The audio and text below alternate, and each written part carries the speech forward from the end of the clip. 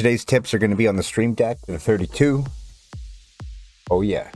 And so what I'm going to show you guys is the way I set up the panels so it works really well. Okay, what I was able to do, guys, is I was able to set up a panel for just my main when I'm streaming, a panel for my scenes, a panel for my hype, games, sounds, programs, and I can just panel between them. I came over here and I had to set up profiles.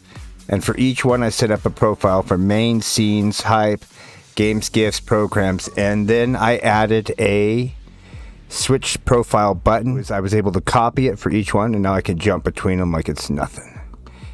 And I was able to get even panels inside of panels, like even on my soundboard, I'm able to put 3 soundboards. The coolest part about this is if you need something from, say, a scene to be on your main area, you're able to just grab it, click the button over here, and drop it.